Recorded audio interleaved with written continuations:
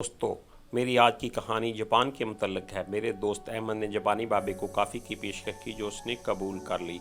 वो काफ़ी पी रहा था और साथ ही अहमद को की लरजती हुई आवाज़ में समुराई बादशाहों के किस्से सुनाने लग गया। समुराई बादशाहों की परवरिश और ट्रेनिंग कैसी थी, वो खाते पीते क्या थे और लड़ते झगड़ते कैसे थे, वो बड़े इन्हमाक से बता रहा था। लेकिन 90% अल्फाज अहमद की समझ में नहीं आ रहे थे। इसकी ज़बान और अल्फाज में बुढ़ापा नुमाया था। इसके बावजूद अहमद का इसका किस्सा सुनता रहा। इसका पहला क्वेश्चन था कि पाकिस्तान की कुल आबादी कितनी है। अहमद ने इसका जवाब दिया कि 25 करोड़ है। इसने हैरत से अहमद की तरफ देखा और बोला 250 million people, oh my God. वो परेशान होकर इसकी तरफ फटी फटी नजरों से देखने लगा, जबकि वो खड़ा होकर मुस्कुरा रहा था। जब बुजुर्ग सकते से बाहर आया तो उसने लास्ट क्वेश्चन पूछा, जिसने मेरे दोस्त के चक्के छुड़वा दिए। इसने पूछा, तुम लोग इसके बावजूद गरीब क्यों हो। मेरे दोस्त शर्मिंदा हो गया। दुनिया में ह्यूमन रिसोर्स बहुत अहम होता और हम ह्यूमन रिसोर्स के लिहाज से तरक्की याफ्ता दुनिया से बहुत आगे हैं। हमारी आबादी 25 करोड़ है और इसमें से भी 65% लोग जवान हैं, लेकिन इसके बावजूद भी हम गरीब और हैं। वाकई ये हैरान कुन बात है। सवाल ये है कि हमें इस पर मातम नहीं करना चाहिए। आखिर जापान और हम में क्या डिफरेंस है। क्या कुदरत ने उन्हें खुसूसी ज़मीन मौसम दिए हैं, या उनके दिमाग बड़े हैं, जिस्म बड़े हैं। हम कद, वजन और दिमाग में उनसे छोटे हैं। क्या हमारी मट्टी नहीं, सूरज नहीं और मौसम नहीं। क्या हमारा पानी गीला नहीं या धूप कम है। हम अगर दिल पर हाथ रखकर जवाब दें तो जवाब एक ही होगा, हरगिज़ नहीं। बल्कि अगर ये कहा जाए कुदरत ने हमें मौसम, ज़मीन, रकबे और अफरादी कुव्वत के लिहाज से जापान से ज़्यादा दिया है तो ये कतन गलत नहीं होगा।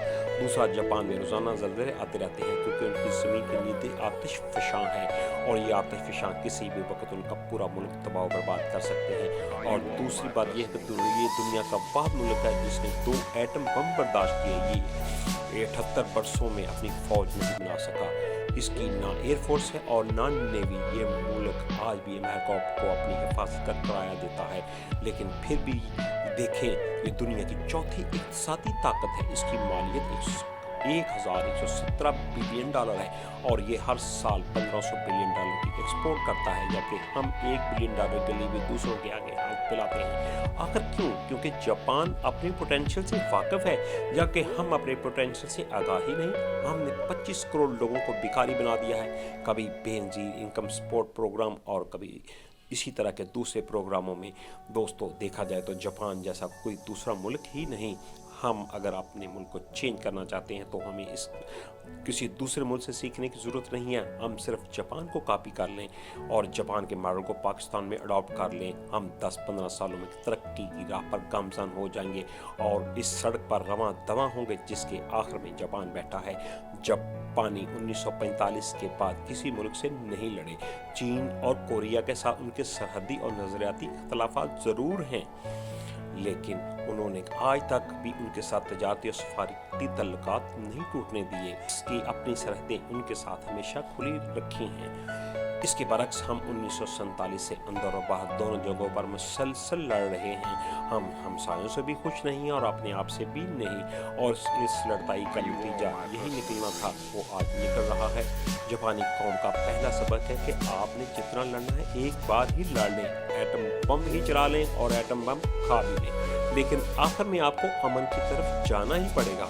लिहाजा ये काम अगर आपने करना है तो फ़ौरन ठीक कर लें, हमसायों के साथ तल्लुकात ठीक कर लें और लड़ना मुकम्मल बंद कर लें, और इसके बाद अपनी कौम साजी और माशी तरक्की पर तवज्जो दें। आपका मुल्क बदल जाएगा। जापानी कौम का अखलाक दुनिया भर में मशहूर है। ये लोग अपनी पूरी ज़िंदगी एक ही अदारे पर खर्च कर देते हैं। ये जब भी नौकरी करते हैं अपनी मौत तक इस अदारे के साथ ही रहते हैं और वो अदारा और कंपनी कभी नहीं छोड़ते। यहाँ तक रिटायरमेंट के बाद भी इस अदारे में आधी तनख्वाह पर काम शुरू कर देते हैं और अदारा भी इन मुलाजमिन की वफादारी का नजायज़ फ़ायदा नहीं उठाता। वो उनकी मौत तक इनका ख्याल रखता है। जापान में तनख्वाहों का तयन मुलाजिम की जिम्मेदारियों के मुताबिक होता है। अगर मुलाजिम कुंवारा है तो तनख्वाह कम होगी, अगर वो शादीशुदा है, उसके बच्चे हो गए तो वो अदारा खुद ब खुद उसके पे बढ़ा देगा। ये लोग स्किल्ड भी होते हैं। स्कूल और कॉलेज उन्हें हुनरमंद बना देते हैं और अदारे उनकी महारत में मुसलसल इजाफा करते रहते हैं। पूरा मुल्क टाइम का इंतहाई पाबंद है। ट्रेन या बस लेट हो जाए ये तो मुमकिन ही नहीं। लोग भी वक्त पर दफ्तर या स्कूल आएँ और इसका मुकाम तो सिफर ही है। पूरा मुल्क आजी और इंकसारी का नमूना है। Are you all my personal dreams? आप जिस शख्स को भी मुखातब होंगे वो आपके सामने झुक जाएगा और हाथ बांध कर खड़ा हो जाएगा। आपको पूरे मुल्क में कोई अकड़ी हुई गर्दन या अकड़ा हुआ लहजा नजर नहीं आएगा। लोग छोटे घरों में रहते हैं, यहाँ तक कि होंडा कंपनी का मालिक का घर भी सिर्फ 16 मरले का है और वो अपने घर की सफाई खुद करता है, जबकि टोयोटा का नाम पर पूरा शहर आबाद है। ये दुनिया का सबसे बड़ी कार बनाने वाली कंपनी है, 1 मिनट में एक गाड़ी बनाती है, लेकिन इसका मालिक भी छोटे से घर में रहता है और आपको हमेशा झुक कर ही मिलेगा। पूरे मुल्क में आपको हारन की आवाज़ सुनाई नहीं देगी। आप कहीं भी निकल जाएं, आपको ट्रैफिक का शोर हरगिज सुनाई नहीं देगा। यहाँ यूँ लगेगा कि जैसे जापान के इंजन तो आवाज़ ही नहीं देते और गाड़ियों में तो हारन लगे ही नहीं हुए। शहर की तामीर के दौरान भी आवाज़ नहीं आएगी। आपको मालूम ही नहीं होगा कि आपके हमसाए में कोई 40 मंजिला इमारत खड़ी हो रही है। यहाँ ड्राइविंग लाइसेंस बहुत महंगा और मुश्किल है, जिसकी फीस तकरीबन 1 लाख यन है और ये भी मामूली खिलाफवर्जी पर आपसे वापस ले लिया जाता है और वज़ीर-ए-आज़म को भी ये ताकत नहीं कि इसको बहाल कर सके। ये लोग अपने घरों और गाड़ियों की हिफाजत खुद करते हैं, अपने दफ्तरों में भी अपने हाथ से सफाई करते हैं। मैं यहाँ आपको एक छोटी सी मिसाल देता हूँ। मेरे दोस्त ने एयरपोर्ट पर बैग रैप करना था, मशीन के ऊपर 7 बजे का टाइम लिखा था, वो कतार में खड़ा हो गया।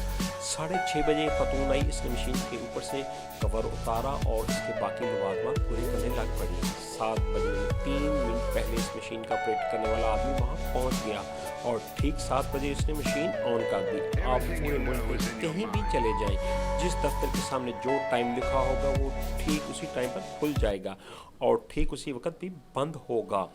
उनकी खुराक भी इंतहाई सादा और थोड़ी होती है। जापानी ज़्यादातर चावल खाते हैं, लेकिन उनके चावल और पाकिस्तानी चावलों में फ़र्क होता है। हमारे चावल सालन के बगैर नहीं खाए जा सकते, जबकि जापानी चावल लेसदार होते हैं और ये सालन के बगैर भी खाए जा सकते हैं। जापानी में आज भी केबल नहीं है, छतों पर एंटीने लगे हैं, सिर्फ नॉन टीवी चैनल हैं और ये भी सियासी कम और समाजी खबरें ही नशर करते हैं। जापानी लोग टीवी और सोशल मीडिया का इस्तेमाल कम करते हैं, वो पढ़ना ज़्यादा पसंद करते हैं। आज भी जापान में डेली जमहूरी अखबार दुनिया में सबसे ज़्यादा शाया होता है, वो तकरीबन हर शख्स से खरीदता और पढ़ता है। इसके अलावा ओसाका और टोक्यो में किताबों के बाकायदा बड़े बड़े प्लाजे हैं और इनमें पूरी दुनिया की किताबें मौजूद हैं। ये लोग बच्चों का भी बहुत ख्याल रखते हैं, बच्चों को देखकर ट्रैफिक रुक जाती है। यहाँ बच्चों के लिए लाजमी है कि जब वो सड़क पार करें तो अपना एक हाथ फिजा में बुलंद करें ताकि ड्राइवर को आसानी से नजर आ सके। ये लोग पर क्लब नहीं जाते बल्कि टेम्पल जाते हैं और अपनी दुआओं से अपनी नींद का आगाज़ करते हैं। ये लोग बुखार में आइसक्रीम खाते हैं और ठीक हो जाते हैं।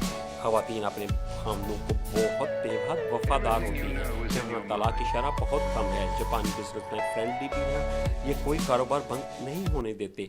ओसाका शहर में हुकूमत ने समुंदर के किनारे 15 किलोमीटर का इलाका 3 बड़े बिजनेसमैन ग्रुपों को अलाट कर दिया था।